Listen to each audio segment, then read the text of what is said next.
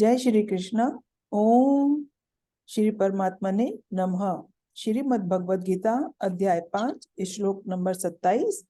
श्री भगवान उवाच स्पर्शान कृत्वा बहिर्बाह्यश्च चक्षुश्च शैवान्त्रे भुवो प्राणापानौ समो कृत्वा नासाभ्य अंतचारिणौ यते इंद्रिय मनोर्बुद्धि मुनिर्मोक्ष परायणा विगतेच्छाभय क्रोधो यह सदा मुक्त एव स।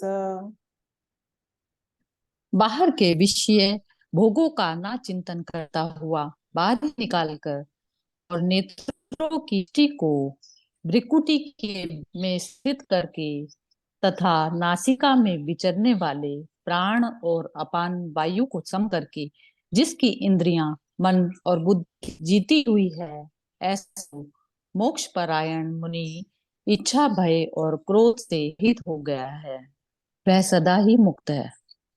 अब यही है कि जो जिस पुरुष के यानी कि जो चेतना के भय क्रोध और इच्छा जो बिल्कुल उसकी अपनी मर्जी से ही होते हैं और उसकी इंद्रियां उसको नहीं यूज कर पाती, तो वह ही जो है पुरुष सिर्फ मुक्त है जिसका अपने ऊपर पूरी तरह से कंट्रोल है। तो अब उसमें ये जो भगवान बता रहे हैं ना इसमें कि ये नेत्रों की भ्रिकुटी के बीच मध्य में जो है नासिका को स्थिर करके, अब क्या होता है कि ये जो भी जब हमारी जो सांसें हैं प्राण और अपान वायु जो होती है जो अंदर जाने वाली और बाहर जाने वाली जो वायु है जिसके कारण ये बॉडी चलती है, तो उसमें क्या होता है कि जब हमारे जो सारी इंद्रियां हैं वो भारी उस विषयों के कांटेक्ट में आती हैं, तो उन वो जो कांटेक्ट में आती हैं उनके साथ की अटैचमेंट और डिटैचमेंट हमारी जो सांस है उसको वो करती है, कंट्रोल करती हैं। तो जब हम डिटैच हो जाते हैं, बाहर की चीजों से डिटैच हो गए कि आप के लिए आपके अंदर मन में ना राग है ना द्वेष है उसके प्रति, तो फिर आप जो है आप सम अवस्था को उपलब्ध हो जाते हैं। तो उसमें क्या होता है कि आपकी जो मन और बुद्धि पूरी तरह से अपने कंट्रोल में रहती है, तो आपका सब जो एक्शन होता है वो पूरी अवेयरनेस में होता है, तो वह मुक्ति। भोक्तारं यज्ञतपसां सर्वलोक महेश्वरं सुहृदं सर्वभूतानां ज्ञात्वा मां शांतिं रचति। मेरा भक्त मुझको सब यज्ञ और तपों का भोगने वाला, संपूर्ण लोकों के ईश्वरों का भी ईश्वर तथा संपूर्ण भूत प्राणियों का सुहृद अर्थात स्वार्थ रहित दयालु और प्रेमी ऐसा तत्व से जानकर शांति को प्राप्त होता है।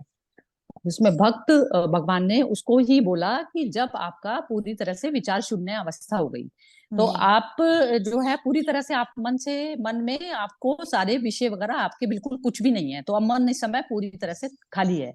अब जो खाली जो मन की अवस्था है, तो खाली मन की अवस्था ही आपकी नो माइंड सिचुएशन हो जाती है।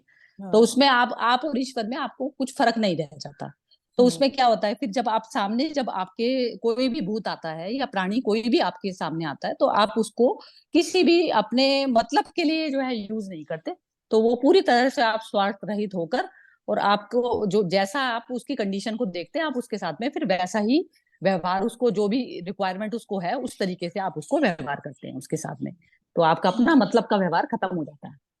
यहाँ पे प्रेमी शब्द इसीलिए ही उससे पहले स्वार्थ रहित दयालु और प्रेमी, ये प्रेमी शब्द इसलिए यूज किया क्योंकि जब भी आपका किसी से प्रेम होता है तो उसमें कभी भी आप अपना स्वार्थ नहीं देखते, है ना। प्रेमी उसको कहते हैं जिसमें कि आप निस्वार्थ भाव से कोई काम करते हैं, तो इसीलिए यहाँ पर स्वार्थ रहित दयालु और प्रेमी ऐसा तत्व से जानकर शांति को प्राप्त होता है, ये कहा गया है।